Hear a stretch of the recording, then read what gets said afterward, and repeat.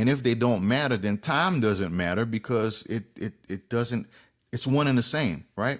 So if you don't have an understanding or an appreciation of life, then, the time to be born and a time to die has no effect. If you don't have a fear of dying, then you won't appreciate the time that you have on earth. If you don't appreciate being born, then you're not going to be very careful and appreciate the time that you have of life. You're not going to waste it per se, or, in comparison to what other people would say, wasting. You're not going to do things with time that are going to affect you in the long run, the value of my life. This time is going to affect the value of my life. If you don't appreciate being born and you don't fear dying, then that whole space means nothing. So time doesn't mean anything. So when we talk about the next thing, a time to plant and a time to uproot. A time to plant, which means is that I am, sowing the seeds of something, and a time to uproot, whether it's raising kids, a time to plant, a time to uproot. You raise kids and they develop into something, or you can actually literally talk about if you're farming, you are putting things into the ground and something comes up. There's a time to plant. There's a time to harvest. So there's a time to plant, whether it's in your kids or it's your job or your spiritual life, your marriage, your family. There's a time to plant those seeds, and there's also a time to uproot, which means now it's time to harvest those things, right? So in between that period, we're counting the days. A lot of the times we think about things and we don't really necessarily chart that, but every day that you wake up, there is a little internal clock that says, you know what, I've been working on this for X amount of time. You know what, I've been working on this marriage for X amount of time. When are things going to turn around? I've been working on my family for this amount of time. When are things going to turn around? I've been working at this job for so long. When is this thing's going to turn around? If we're not looking at these things, then we are not taking gauge of what time is. So time plays so much of an important factor in those transitions, right?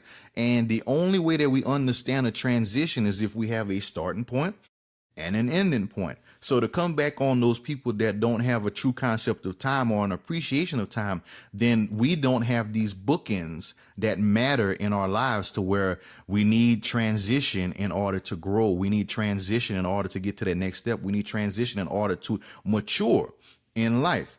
See, even the time to kill and the time to heal. We're not necessarily saying literally, but it may be some cases where it's like that.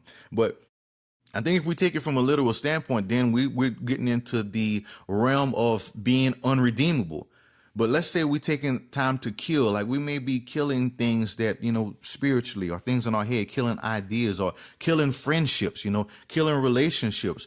We can be destroying stuff. And like in this scripture, I think it's from the standpoint of destroying things that aren't good for us. Okay. Destroying things that don't help us in the long run. There's a time to kill. There's a time to destroy bad relationships that are taking things out away from us, that are taking us away from God, that are being detrimental to us, that are poisoning us from the inside. And then there's a time to heal. Sometimes you may have destroyed something, but then realize in hindsight that, what, it was really something wrong with me. Right. So now it's time to heal or mend. Sometimes people hold grudges forever, and it's kind of like, what am I holding this grudge for? And sometimes it's that time to heal after that period of understanding, that period of internal reflection that, okay, I think it's a time to heal. There are instances where people live together and they don't get along. There are times that people in relationships that they really don't like each other. But that period of time, we feel that each and every day because we know things aren't right, or we knew what things were, and we know what we would like it to be, or we know what the end should look like. So that time, every second matters, especially if you're miserable.